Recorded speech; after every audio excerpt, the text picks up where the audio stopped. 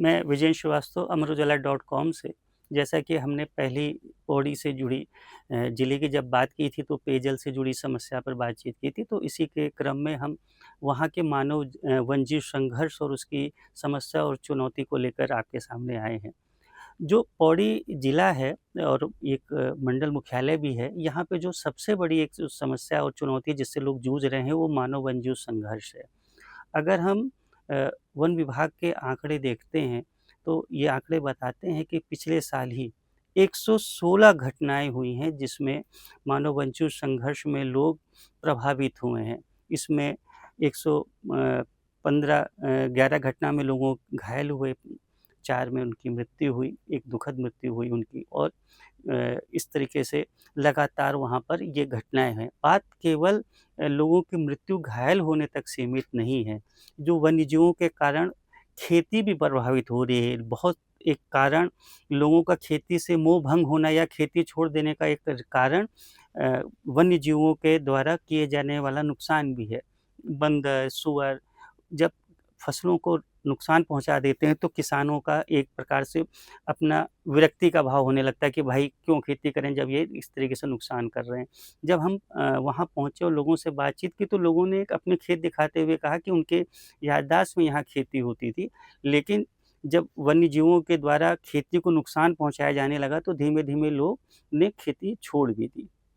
इसका कहीं न कहीं कारण एक पानी की उपलब्धता भी हो सकता है। अब हम मानव वन्यजीव संघर्ष के विषय पे ही आते हैं।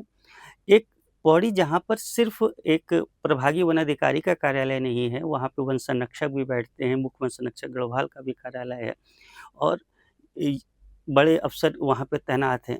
लेकिन इन सब के बावजूद भी कई कमियाँ हैं जो वहाँ पे दिखाई देती हैं। पौड़ी जो वन प्रभाग है, जो फील्ड स्टाफ़ है, उसके पास संसाधन के तौर पे वाहन कम हैं। जो फ़ील्ड में वन रक्षक चाहिए, वन दरोगा चाहिए, जो लगातार जंगल की आग बुझानी हो, मानव वन्यजीव संघर्ष को नियंत्रण करने के लिए रेस्क्यू ऑपरेशन चलाना हो, उनकी संख्या कम है।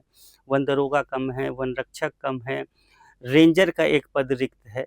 तो ये स्टाफ़ भी लगातार कम है। वहाँ पे एक डिवीज़न और है जिसे को हम सिविल सोयम वन प्रभाग कहते हैं। वहाँ की भी तस्वीर कोई बहुत अलग नहीं है। वहाँ पर भी स्टाफ़ लगातार कम है। रेंजर तो वहाँ पे है ही नहीं, जो डिप्टी रेंजर है, डिप्टी रेंजर से ही रेंजर का काम लिया जा रहा है। तो एक ऐसा डिवीज़न जहाँ पर जंगल की आग की भी सबसे ज़्यादा घटना है, जहाँ पे मानव वन्यजीव संघर्ष भी सबसे ज़्यादा है, इसके बावजूद भी वहाँ पे पर्याप्त स्टाफ़ नहीं है और इसके कारण भी कहीं न कहीं ये दिक्कत आती है। अच्छा, अगर बात जो स्वीकृत स्टाफ़ है उसकी तुलना में कम होने की ही नहीं है। अगर 2000 में हमारा राज्य बना, उसके बाद आवश्यकता अनुसार नए थाने खोले गए पुलिस के, नए परिवहन विभाग के कार्यालय खोले गए, लेकिन वन विभाग आज तक का अपना ढाँचे का पुनर्गठन नहीं कर सका। वो ये अभी सिर्फ़ ये काम कागज़ों में कवायद चल रही, वन मुख्यालय से फ़ाइल शासन तक जाती है, शासन से फिर वन विभाग तक आती है, पूछताछ चल रही, लेकिन पुनर्गठन नहीं हुआ।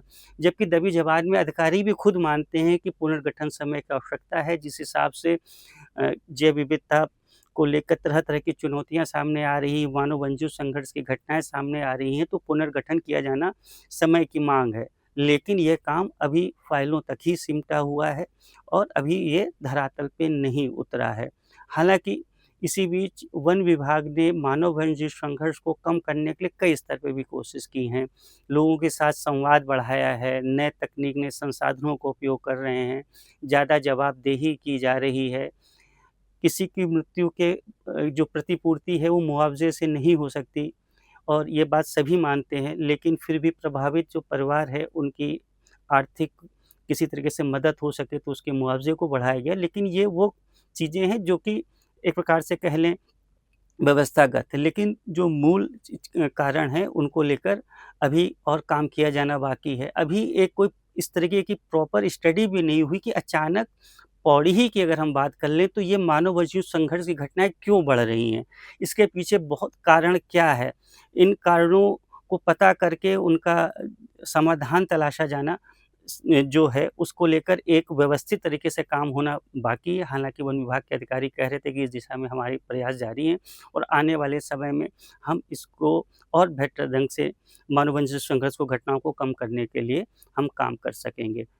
अगर आप ये वीडियो YouTube पर देख रहे हैं तो हमारे चैनल को सब्सक्राइब कर बेल आइकन दबाएं और Facebook पर देख रहे हैं तो हमारे पेज को लाइक करें।